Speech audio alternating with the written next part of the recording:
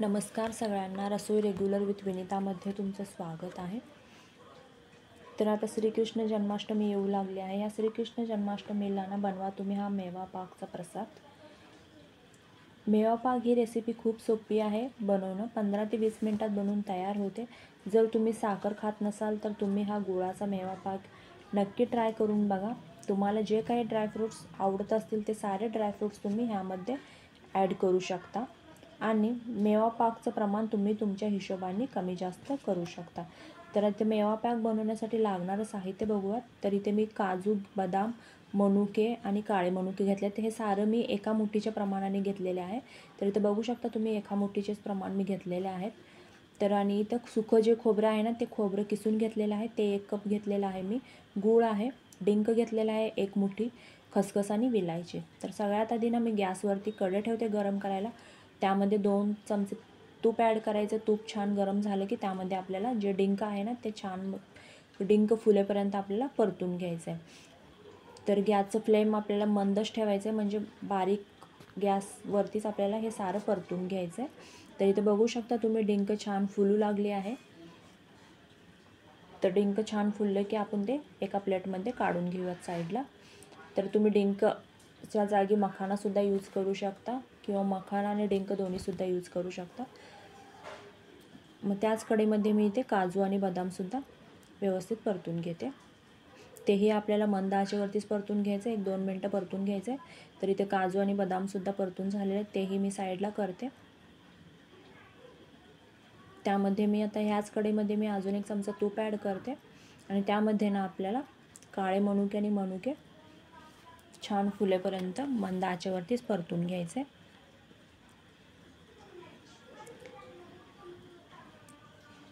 तर इथे बघू शकता तुम्ही मनुकेसुद्धा छान फुलू लागले आहेत, फुगू लागले आहेत.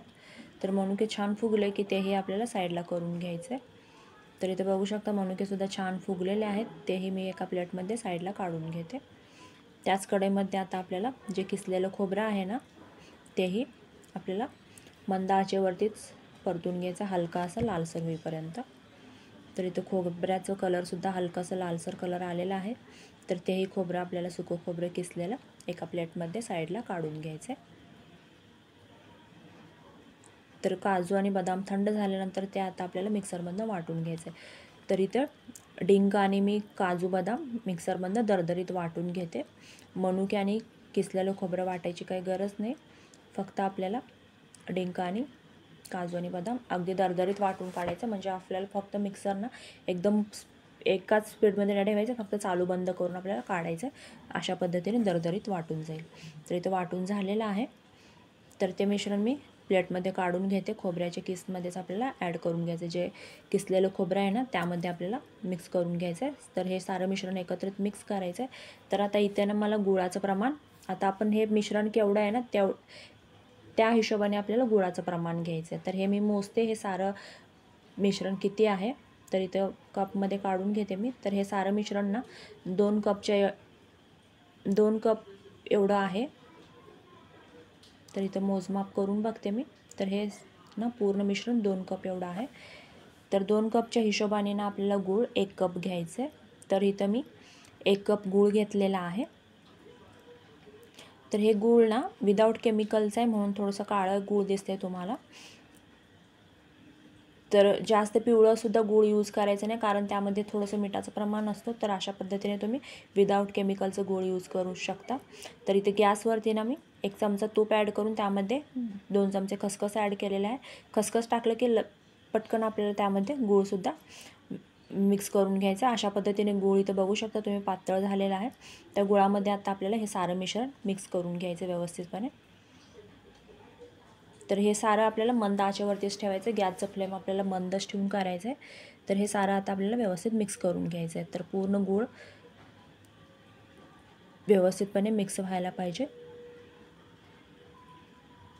इथं अशा पद्धतीने मिक्स करून घ्यायचं. तर इथं पूर्ण मिक्स झालेलं आहे. त्यामध्ये मी इथे 2 चमचे पाणी ॲड करते. पाणी का बरं ॲड करते, तर गूळ ना आपण वितळून घेतलेलं आहे, तर पूर्ण थंड झाल्यानंतर ते कडक होईल.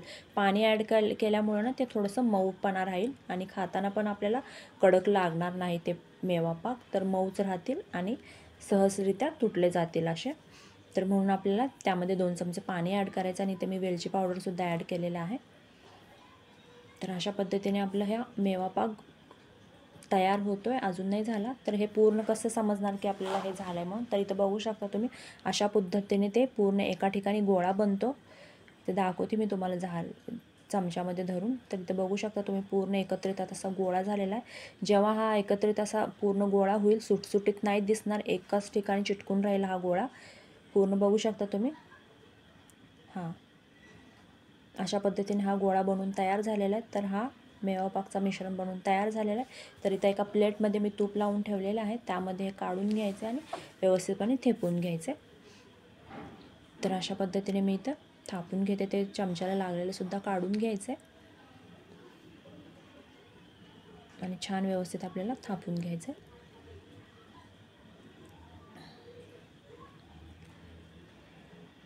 तर अशा पद्धतीने थापून घ्यायचं. तर इथे मी अर्धच करते.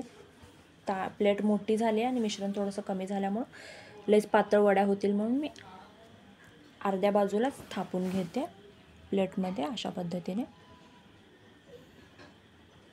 तर थंड झाल्यानंतर आपल्याला कट करून घ्यायचं आहे. तर इथे एक 5 ते 10 मिनटं थंड करून घ्यायचं. वरून थोडेसे मी ड्रायफ्रूट्स ॲड करते. काजू बदामाचे काप आहेत, खोबऱ्याचे तुकडे आहेत काही. तर अशा पद्धतीने आपल्याला परत वाटीने थोडंसं थापून घ्यायचं आहे आणि एक 10 ते 15 मिनटं थंड झाल्यानंतर मग आपल्याला कट करून घ्यायचं आहे. तर इथे थंड झालेलं आहे. तर इथे मी कट करून दाखवते तुम्हाला. बघू शकता तुम्ही कट होऊ लागले तर अगदी सहजरित्या. तर आपला हा अगदी परफेक्ट असा हा मेवा पाक बनवून तयार झालेला आहे. ह्या श्रीकृष्ण जन्माष्टमीला तुम्ही हा मेवा पाक एकदा नक्की ट्राय करा. तर अशा पद्धतीने मी इथे चौकोनी आकारामध्ये कट करते. तर इथं बघू शकता तुम्ही किती सुंदर असा हा दिसत आहे मेवा पाक. खायलासुद्धा खूप छान टेस्टी बनतो. खायलासुद्धा खूप छान टेस्टी झालेला आहे हा. तोंडात टाकताच खुलतो हा आणि गुळामध्ये आपण पाणी ॲड केल्यामुळं ना छान असा मऊसूत राहिलेला आहे, जास्त कडक नाही झालेला आहे. तर अशा पद्धतीने आपला मेवा पाक बनवून तयार झालेला आहे. बघू शकता तुम्ही. तर इथे मी वडी काढून दाखवते तुम्हाला साईडला.